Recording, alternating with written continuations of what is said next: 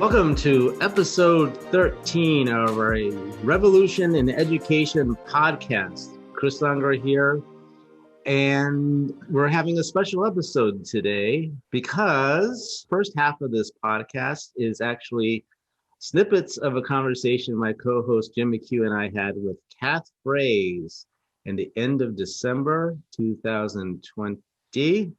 And we were talking about what motivates her to do the work that she does. I've known Cath for a number of years and ran across this place she created called Workspace Education in Bethel, Connecticut.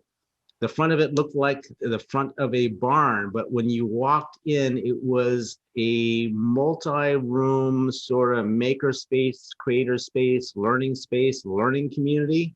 Best way I can describe it is an educational YMCA, because families could join for anywhere from $3,000 to $4,000. And the community offered different opportunities of learning depending on what kids wanted. There was a theater, there was a woodworking shop, there was a sewing center, a sewing area, there was a science classroom in the back corner. The only teacher in the actual building was the science teacher, a PhD from Yale, who made use of the river outside to do science investigations. But everything else was offered by the community. Kids would, at some point in the year, throughout the year, say, here's what I would like to learn.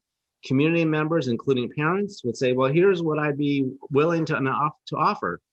And they would make this schedule that they would make use of throughout the year and make as they go, really attending to what students wanted to learn, giving them agency in what they learn, and even into to respect what and how they learned it. So anyway, this was a cool space. There are videos out there. You can read about it in many articles. But when COVID hit, Cath had to close it down because it was too costly and difficult to keep this space going. And at that time, a lot of people had come to her community to say, hey, can you help me start one of these in my own space, in my own locality? San Francisco, Oakland, Vegas, New York State, I believe even Dubai. And so she actually created a means or a mechanism to support these individuals and these community members to start their own workspaces in their locality, in their view and with their vision.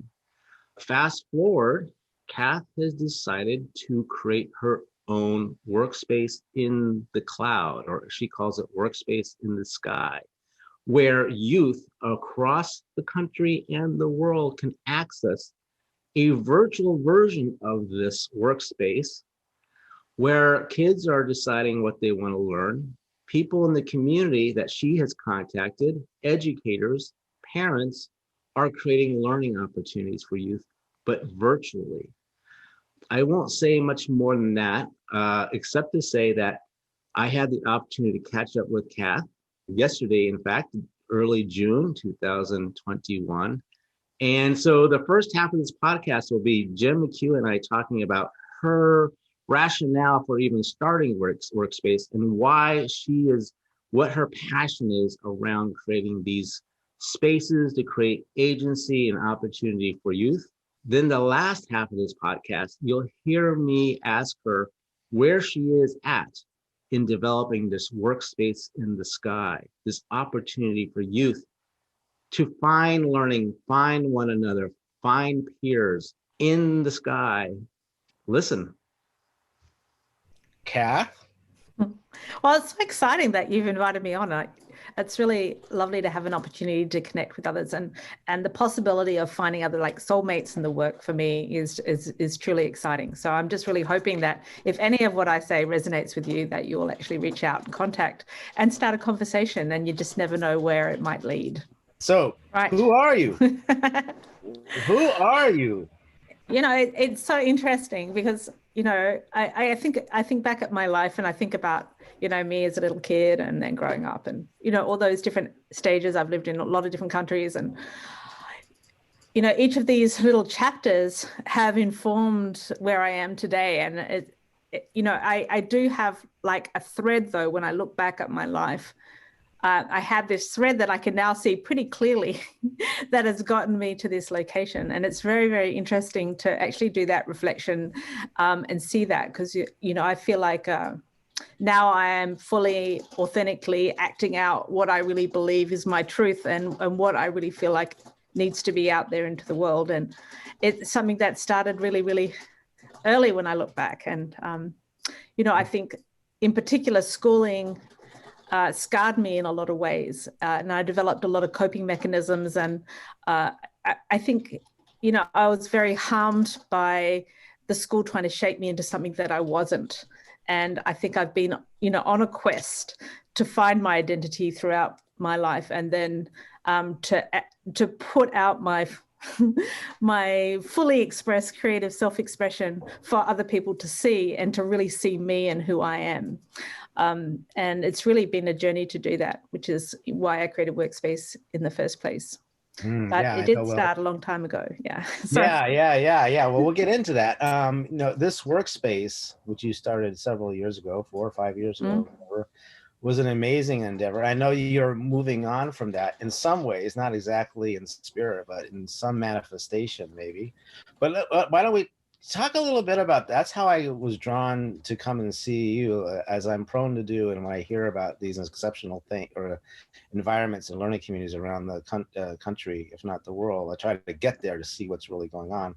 I landed there, and as you know, I often joke about it, is landing in Alice in Wonderland, because the things that were going on there were just absolutely amazing. So yeah, and you know what? The reality is, you didn't have to do that, but you put your soul and effort and heart and mind into making that. And so what was it, and why did you do it?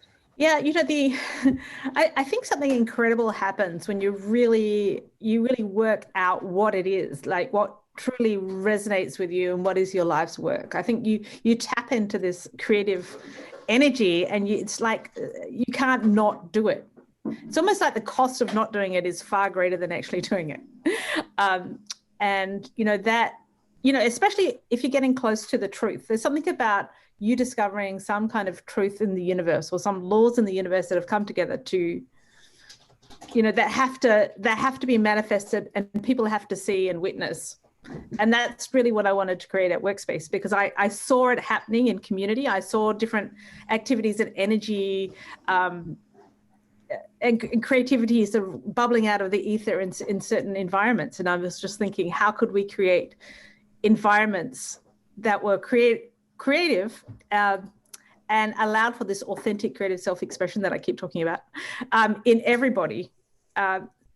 And how can we have enough people en masse to make this vibrant learning community that just attracted other people to it, and sort of allowed people to really discover who they are and get skills, and to find learning communities and other people to create with, and have that experience too. I really feel strongly that manifesting, like I manifested Workspace as my authentic creative self-expression. And I think that, you know, children want to be manifesting too. I think they have a lot of energy, life force to become something and to do things, to act and create and build in the world. And we can either nurture that or create environments that nurture that, or, you know, we can put them in other environments where, well, I don't think it's a good idea, but like there are some environments that really stifle that. In fact, there's some households where it's always no, you've got to do this, you've got to do that. And there is no time for the children learning their power to do that. And if they don't have the power, they don't feel like they have any control to manifest. They don't have this feeling that they have that locus of control that people talk about. We want them to develop this idea that they can actually go out and shape the world and influence the world in some way. And, you know, I want to build that in humans, right? Just generally, but especially in children. So what did you, so what did it do? Yeah. What does it look like? Give us the skinny. I landed in front of a building that looked like the front of a barn. Right. Well, I mean, like, you have to also understand that I felt really so stuck in school that I couldn't manifest, that I didn't have the tools to do that. And that I was always being pulled into these things, into learning experiences that were really boring for me. And I just felt like I had to wait to really fully experience. So I wanted to create a space where you don't have to wait, right? So you're not stuck. So you can move freely around and you can bump into people and you've got all the resources that you would maybe need to create something. And then to see inspiration and to have experiences. And then also a chance to ruminate and reflect and think on those experiences, because it's through that I think that transformation and growth and change happens. What are the things that you tapped into during those younger years where you started to manifest, like, hey, I have this self-actualization, I have these resources at my disposal, I really want to tap into the self-finding, the way-finding of others? Was there a moment in time that came about, or was it a longer string of like, hey, this is who I am and I'm piecing it together as I go? Yeah, well, I think that you have moments of discovery, right? Like, so I had a moment of discovery when I wanted to learn German, for example, and I was denied entry into that class because I wasn't in the top 30% who were allowed to study a language in my elementary school. And so I went home and I was a bit sad and mopey, and my parents were like, well, are you going to accept that decision? And I'm like, well, no, right? And then I had to go and talk to the headmaster, and then I was allowed into that class. And I'm like, oh, I can fight decisions, right? I don't have to accept decisions, right? So it gave me this sense of personal agency that, hang on a minute, what else might I not have to accept? So that started a whole questioning, which made me probably pretty annoying to have in a classroom with teachers. So I think that set me up to then question the school my parents wanted to send me to. They wanted me to go to an all-girls, college. And I just thought that's just going to be too stifling for me. And I wanted to go to the public school. I wanted to be with the mensch, I wanted to be with the regular folk. And also they were doing Japanese, and I wanted to learn another language. So I was into learning languages. And so I went against my parents' best judgment, and I went to the local school, and I hang out. I was still rebelling, so I hang out with the wrong people. I questioned why everyone was teaching there. I questioned their actual dedication to education and actually what they were choosing to teach us. I questioned whether I needed to be in school every day, and I basically became a nightmare to have in school. But all of these thoughts that I had made me question, well, if I'm not learning this, what should I be learning? If I'm not here, where should I be?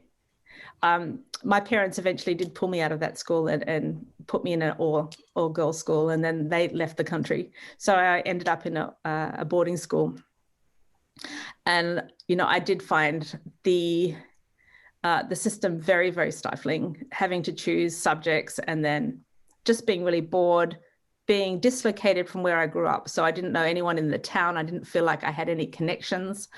And it was just, I felt like I'd been parked somewhere. So being stuck is a feeling I don't like. I don't like being claustrophobic. I like to have freedom of movement, and I like the idea of discovery. I like experiencing, and all the experiences, like when I, decided not to go to school and then spend a day doing things elsewhere.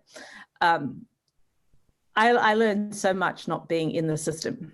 It sounds like you had a taste of exploration in defining who you wanted to be, and then it kind of gets removed a bit and you're back in the structure of things. And I think a lot of people, I would say, have a tendency to respond to those situations like you had mentioned with your parents deciding on the program, and how you went back to the headmaster and said, hey, I think I should be, and having that like positive coaching. Whereas there are some people that might creep back into, well, that's just how the system is, or we're creatures of comfort or habit. And so we allow these like larger things to loom, and we strip away maybe some of the autonomy that we might have for ourselves, and some of the things that we're empowered to do. Wouldn't you say, Chris?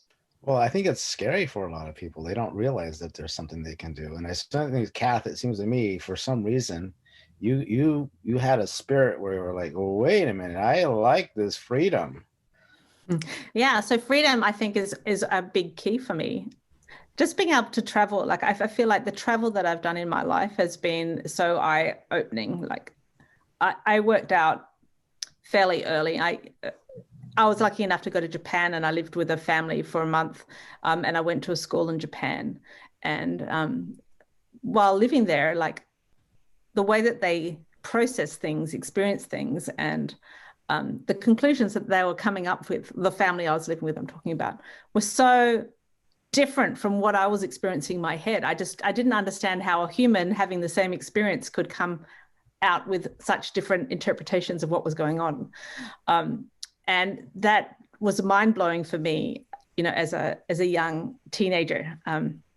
And I also had the opportunity of, like, I met the Emperor of Japan. I met the President of Japan while I was on that trip. I had these incredible experiences, and I was thinking, oh my gosh, this is what life is like. You can go out and you can have these amazing adventures that are really life-changing.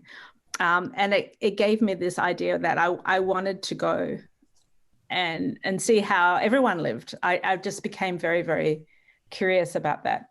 And then I always noticed when I thought that people were stuck, right? And they were stuck in systems that they didn't even see. And then I found that was very interesting, that we have in the world all these man-made systems that we've imposed on people.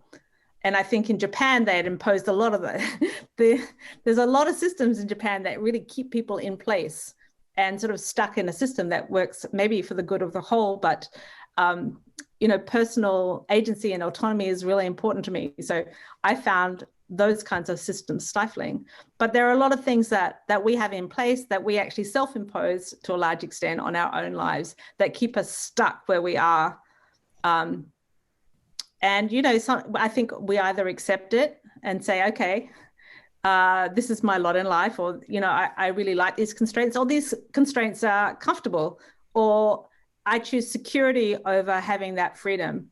And so these are things that, like, in my mind, I see structures, and I want people to realize that they're not necessarily stuck in these structures, that this is a choice that you're making, right? You're not a victim of being in that spot, right? You just need to see and then work out what you want to be doing. Like, you need to have and take full responsibility for where you find yourself in life. And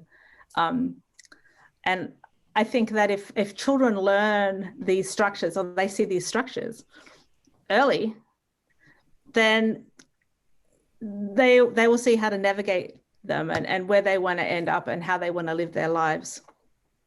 I mean, obviously, the only structure that we all share is the living system that we're all living in. So I think that is a fascinating structure to really dive deep and understand, because we're all subject to the same laws of the universe. And if we create systems for learning or living or business or anything, right, it should be in harmony with this one system that universally all humanity is subject to. So I think my passion now is moving towards, from just creating one of those systems, which is what Workspace is. It's like it's more of an organic system that would fit into our network of learning that fits in harmony and in equilibrium with the universe. I know that sounds a little bit ooh-hoo, but I think in the future, if we want to create a system for learning for everyone that's universal, it needs to be mirrored on or fit in or nestled into the living system that we have, because then it's going to be universal for everyone, and everyone can participate in this giant mycelium network that we can create of learning systems, of which Workspace would be a part, little like a node or a place where people gather in a vibrant learning way as part of the system. But there'd be a lot of other things in there too. So I'm not saying that what I'm trying to create is the only thing that is worthwhile creating.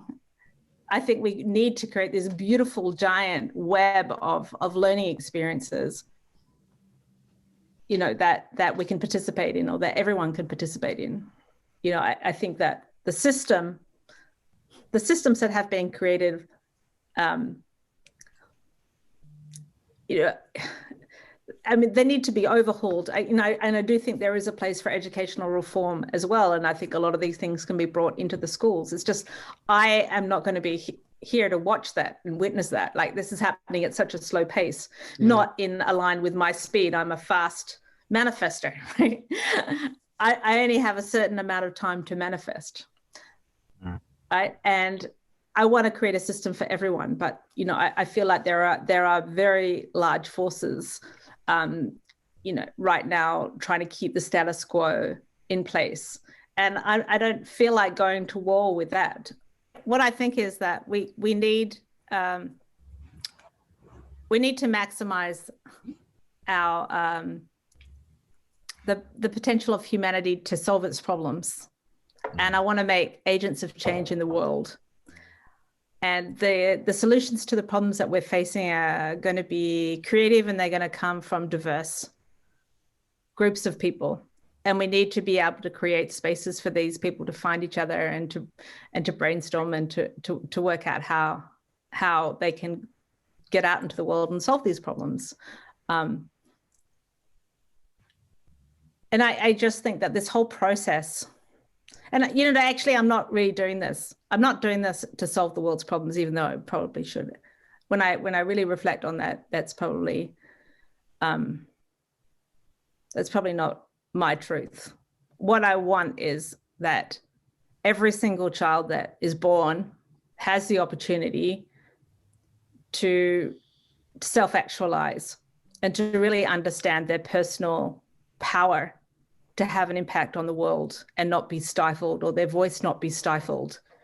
And I want them to develop their maximum capacity for impact, and then their maximum capacity to do good. And I want them, obviously, it would be great if they do good. I mean, that's the whole idea, is that we want good humans, right? And I think that if you give them the opportunity to develop their capacity through experiencing the world and having really beautiful, rich relationships where they have a chance to reflect and discuss and really develop their North Star, their sense of purpose, and they really have that opportunity for the self-discovery that they are going to go in, they're going to go into the world and want to do good. I mean, if people listen to you, you want to listen to the world. And I don't think that children in school are really listened to. I think that children in school are often parked, or they're often one of 30. They are in front of exhausted teachers. They're learning things not that they're choosing to learn. So it's really not a surprise that there's so much anxiety and rebellion from that kind of school system, especially when you're putting teenagers in that situation when it's their time to take risks and to go out and experience. Yet we're almost telling them that if you don't, use the factory model, you're not going to be successful in life. I mean, this is how we're setting people up for the world, and it's a crime. It's a crime. The thing I want to make sure we capture a little bit here, Cath, is more about how it is you came to this spot in this place. We talked a little bit about you not getting into that German program. We learned that you spent a month in Japan and you met the emperor. Right, that's right. Yes, that was fun. But there's a lot in your story. So what would you say about your story that has led you to this? Well, I mean, there are a lot of different things. Traveling, meeting a professor who really got what I really wanted to do, and she was really into human flourishing. She was a student of Krishnamurti, who is all about understanding your conditioning and those structures that keep you stuck. And we had a 25-year discussion on how do you help children discover their passions, for example, or their thing, or their direction. So I think relationships I've cultivated, and life-changing moments, and big aha moments I've had along the journey, and visiting different schools and doing all sorts of different things, have really helped me get to this position. I just don't think there's one way. There's there's not one thing that has to happen, right? So I think that what we are discovering, and I think we talked right at the beginning a little bit about this, Jim, with identity, is that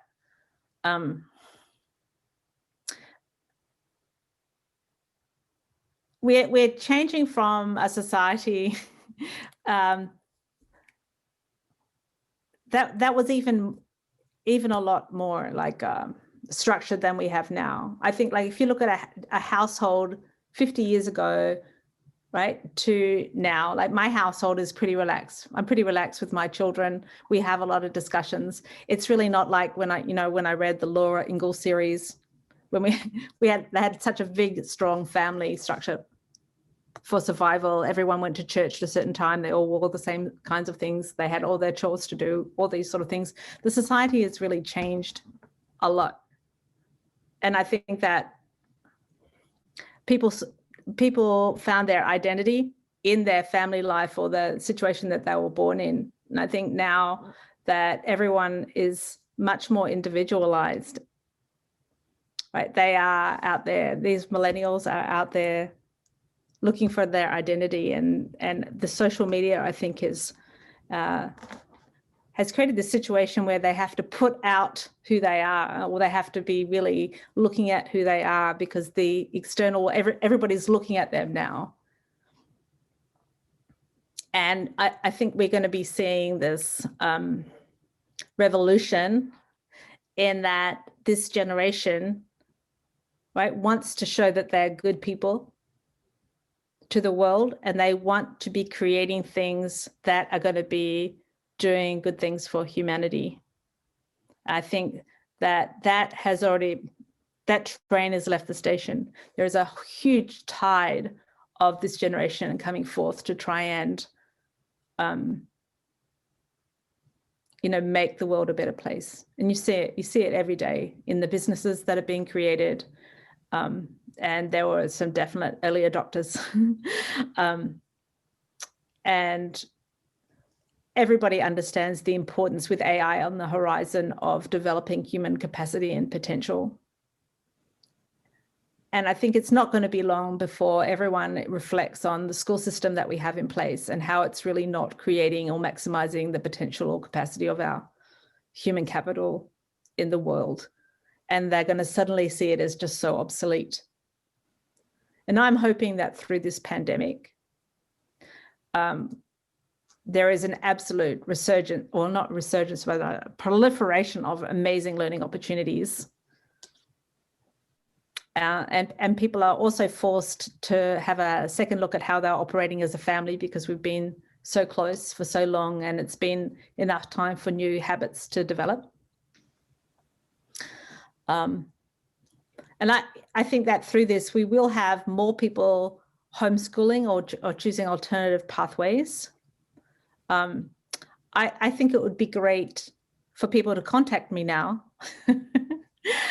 and see how we could possibly collaborate, or we could incorporate what you're doing into this giant mycelium to serve humanity and to create really compelling alternatives for other people. The revolution starts in your own home. It starts in you changing your relationship, rather than looking at the product, looking at the journey, really looking at the essence of your child, looking at your essence, what you need to be doing in the world, or looking at what should be in the world that doesn't exist yet and how you can play a part in making that happen. And role modeling, so your child sees you doing that. All right, it's June 6th, 2021, and last time we spoke, or late December, but Jim McHugh, my co-host, and you and I were on and talking. Here we are 6 months later. You're zooming in from Montana, and I'm in my little spot in Hopkinton. And I know that you have started to mobilize your vision. You have rolled up your sleeves like you typically do, and are getting busy to launch something, right? Right? You're always creating and making. Alice in Wonderland, as they say. Yeah, I can't seem to help it.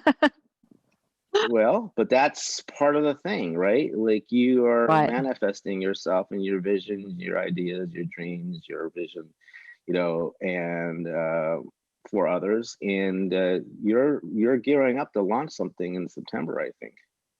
Yeah, And that's right. I can, but yeah, I can bemoan the fact, which we often get into, like, well, why isn't this happening in public school, or what can we do to have it in public school, rather than commiserate on that point.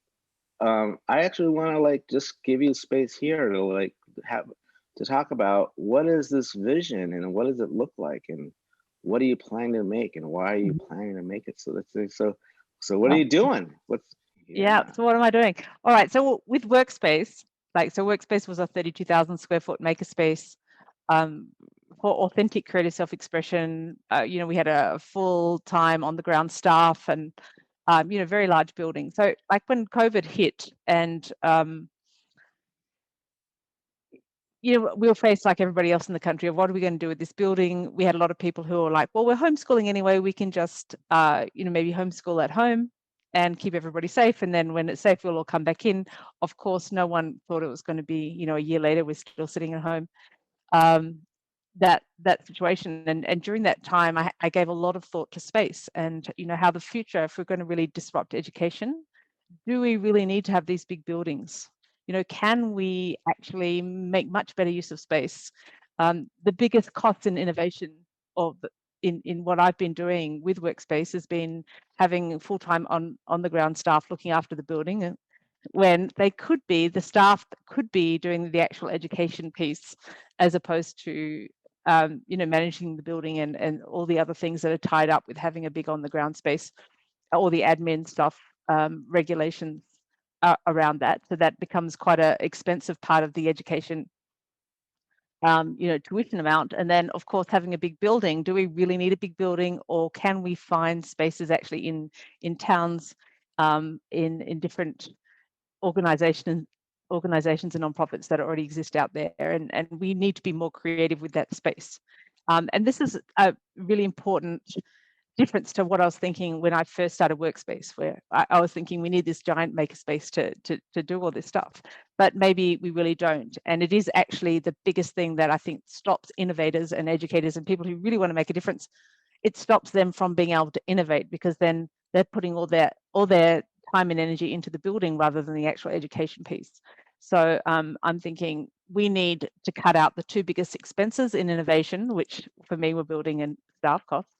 And now, and during COVID, it became very, very clear that I could assemble an international staff to make a global co-learning environment actually in the cloud. So more of a 3D, almost immersive, similar to a game environment, where we could actually even create an online campus. So when you think of a university campus, or you think of like the map at Disney World, I think probably everybody can visualize, that there's a map with a center and you can go to all these different parts of the map. We can actually create that now in a virtual space. And we can have it so that the actual teens or the members who are on the map can walk around the map, and as they get close to another person on the map, the little video screens come up and then they can start chatting. And you can actually mimic what happens in real life on a campus. And that's a really big difference. It's a big difference because you actually feel like when you're walking around that you're going somewhere, that you're not just going to a Zoom room.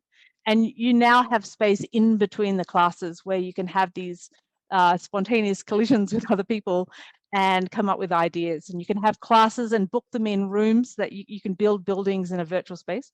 And you can just go into the room and you can have your Zoom call and there'll be all the other little avatars in there. And when you get close, you see them. So it's actually live, right? There are people there and you can see them. So it feels it's that in-between space between a real in-person situation and a virtual situation.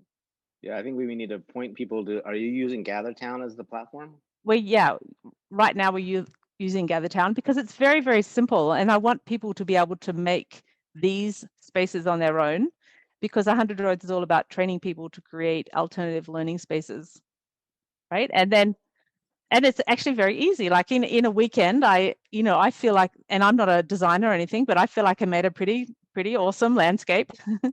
Mm-hmm. You're really only limited by your imagination in what you want to create. And you can start small. Like you always say, it's really great to start small and you can build up, and you really can. And I'm a big fan of Christopher Alexander's work. He's an architect, and he's really into pattern language and and really understanding the user experience, and then making very small steps, adapting around the community and how what the needs are and how it's actually mingling. So you really can be very observant of how they're operating in the space. I think we need to give the listeners a little. I mean, GatherTown is a new interface or platform that anybody can access, and people are creating these sort of virtual worlds. But they're like they're like semi 2D, 3D maps where there can be plazas and rooms and fountains and tables and even podiums and stages, and you get a little icon. Yeah, like so I had a little like a little professorial like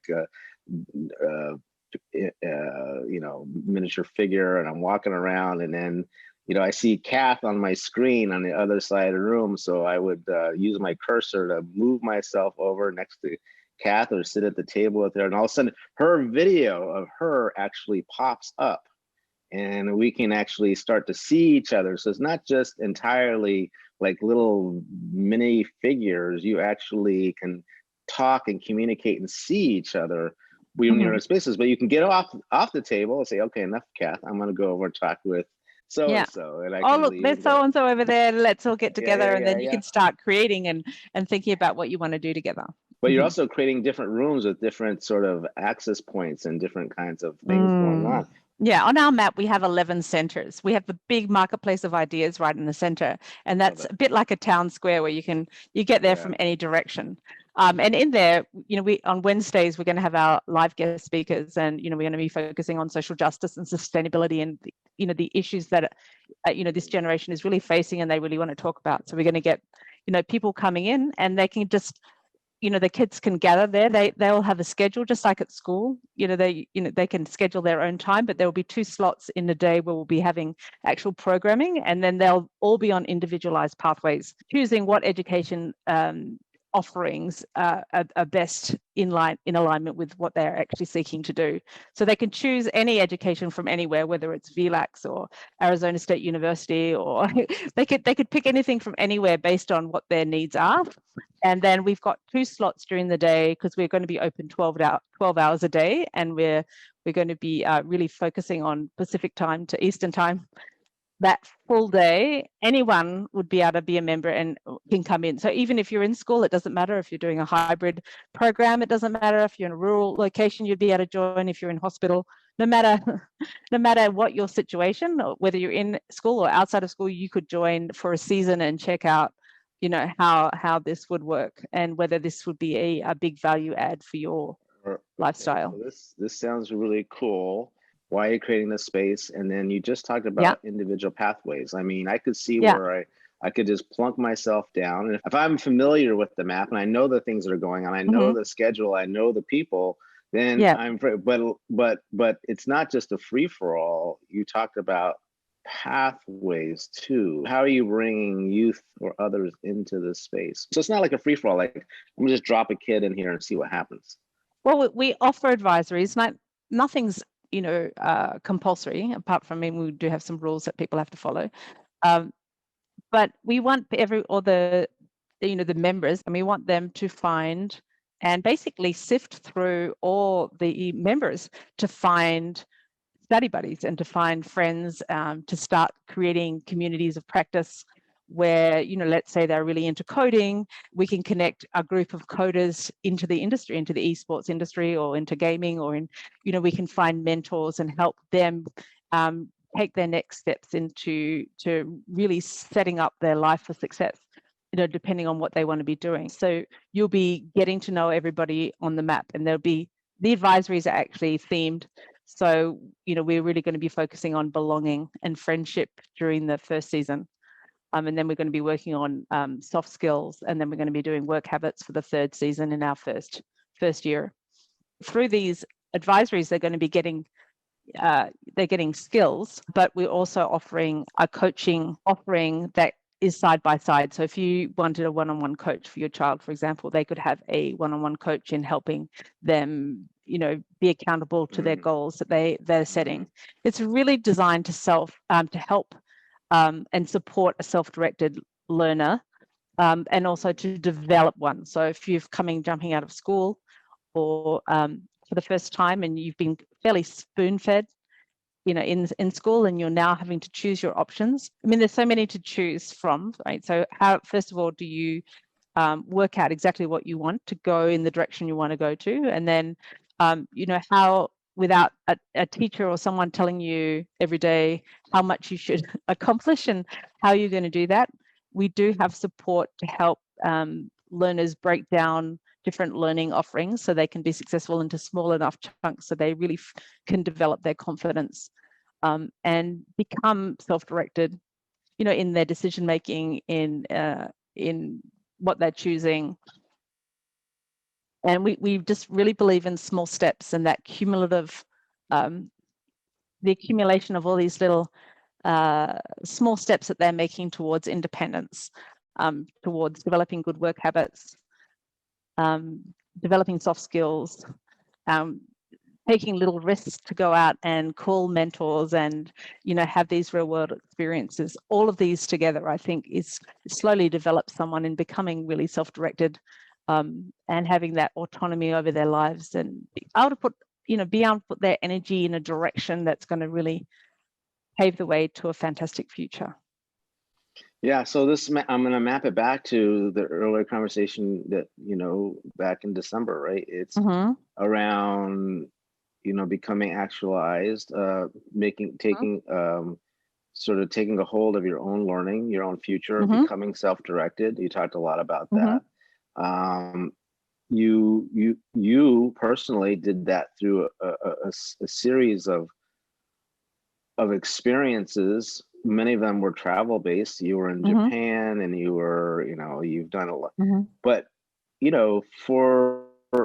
if I could say it this way, there are youth and individuals all around the world, and in a sense, you're closing the gap between individuals and circumstances and experiences and contexts.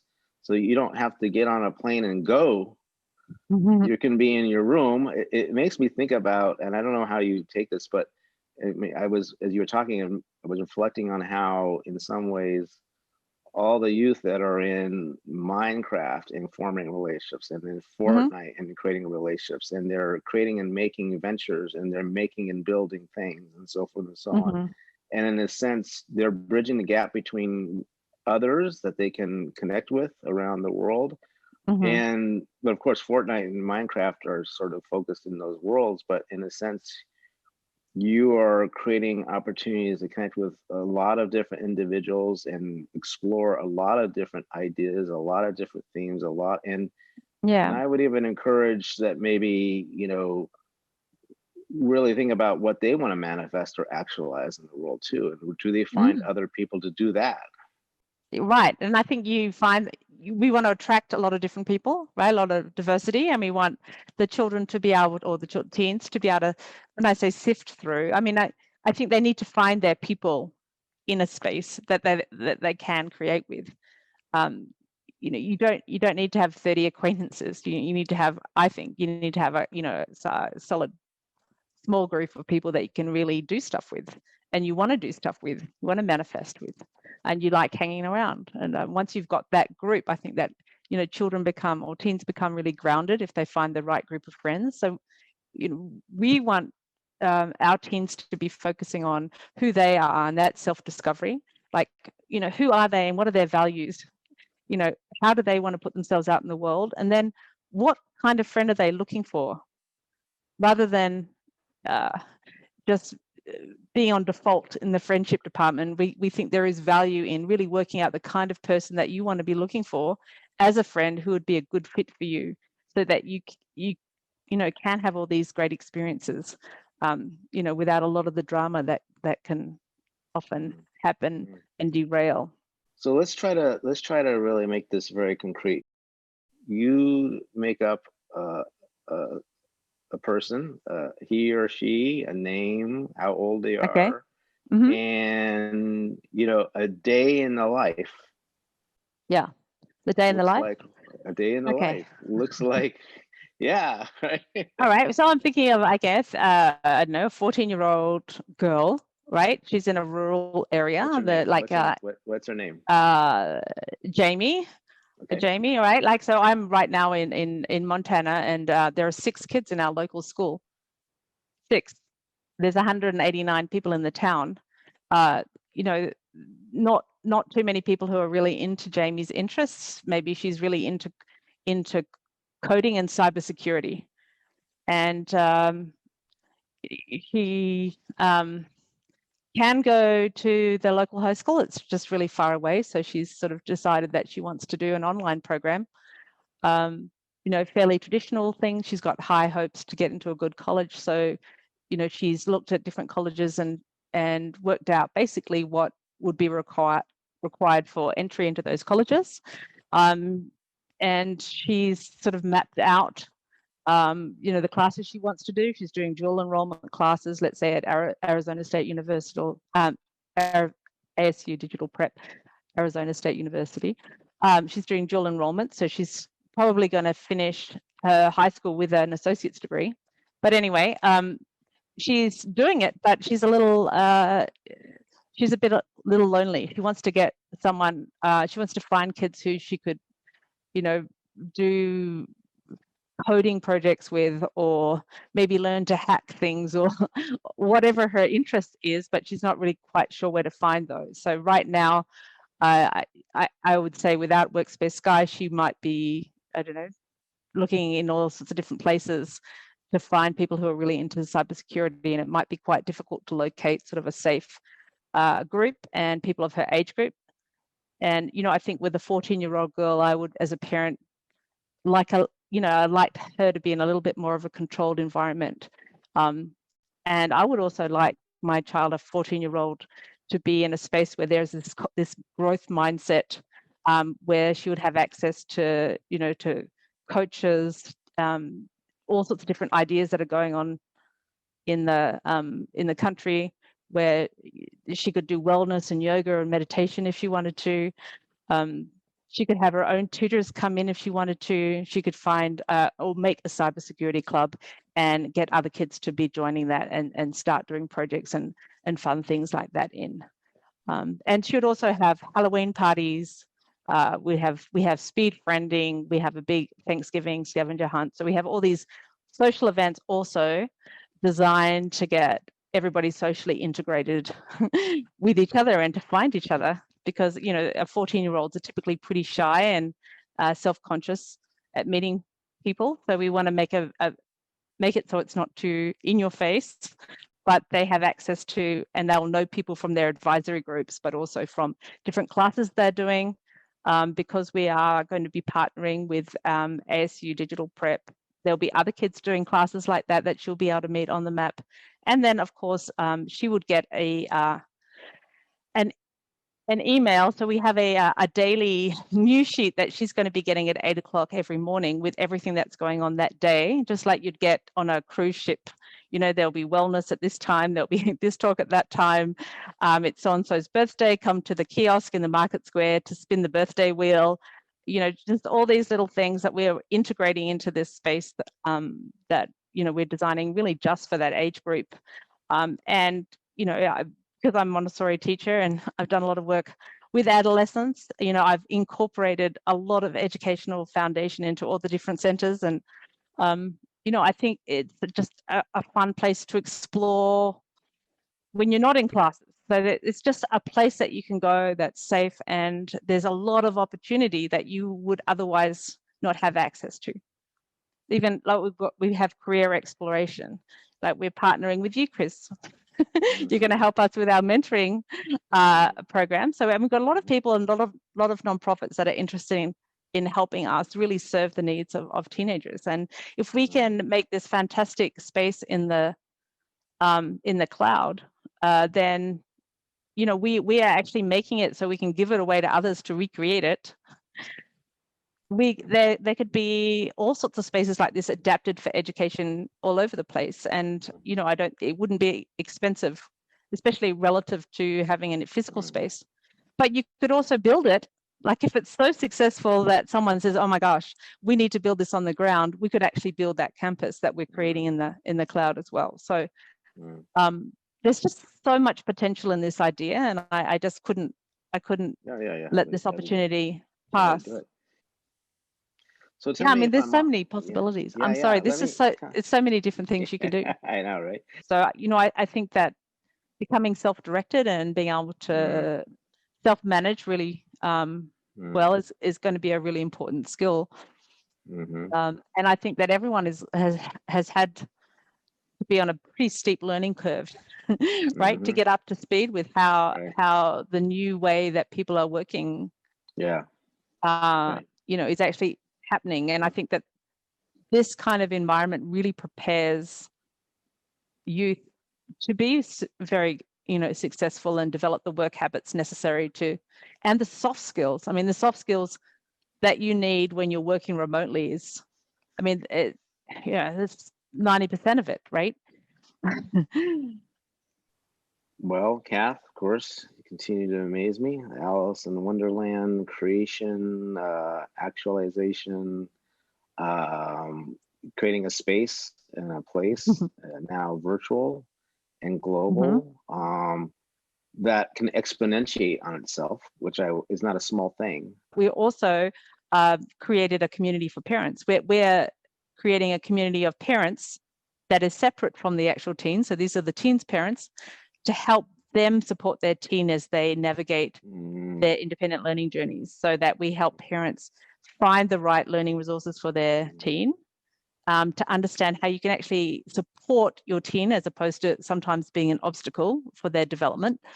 And we help them find each other so that they can find other people who are also have children who are in similar situations, and so that they can understand who their teenagers are hanging out with, and we invite them into the space.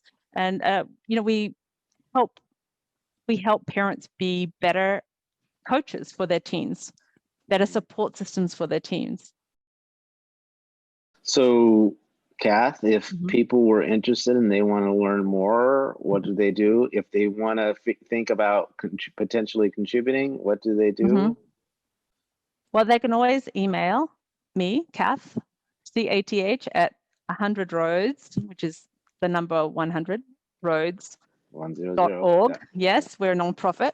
And you know, I welcome having conversations about how we can make this better. And if you want to create one, you know, we offer, it's co-learning foundations in design. It's a course that we do every couple of months. We have a new cohort of people coming through who are learning to or developing their ideas about what they want to put out into the world. So I help founders manifest their visions.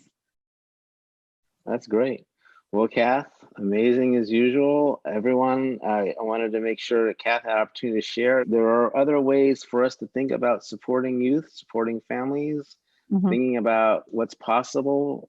I think that nobody can argue with actualizing individuals around their particular interests or passions, things they want to manifest the world, what they might want to be pursuing as they get older, grow up. In a sense, my version of this is the sort of, you're creating a space and place where they are becoming that, and then it broadens to the rest of the world. You go out of the virtual into reality, in a sense. It's a bridge. It's a bridge, which is really, really needed now. So I appreciate that. Any final words, Cath, when we sign off here? Yeah, you know, I just want people to realize that we're in this remarkable time when really, if you can imagine it, you can build stuff right in a virtual space that really resembles what it will look like on the ground. So it's a wonderful opportunity to prototype an idea right now for very, very little money. And you can start very small, and you can just start playing with that idea and it will build on itself.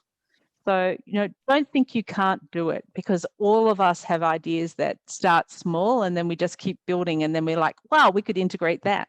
And so many of you have had incredible experience, and you really know teenagers, you really know what they need, or younger children. And you can make something pretty remarkable. And we've got this whole blue ocean, right? We've got this whole, it's just waiting for people like you to enter it and really create something that that your community needs. So don't be shy, even if you haven't got a fully fledged idea, that you just want to sort of start, mulling over things and envisioning something. We can help you through that process. And, the co-learning class is free. And it's free because I want people to be going out in the world and creating all of these spaces for teens, so that don't have to be stuck anymore, in spaces that are not serving them and sometimes harming them. So don't be shy. Like Chris would say, reach out to us. And, Exactly. at the very least, we'll have a really neat, deep conversation, and we'll get to know each other. And these are the kinds of people we really like to hang out with. Well, wonderful, Cath. Thank you so much. It's amazing as usual. And reach out to us. We're gonna change the world. Yep. One person at a time, right? That's right.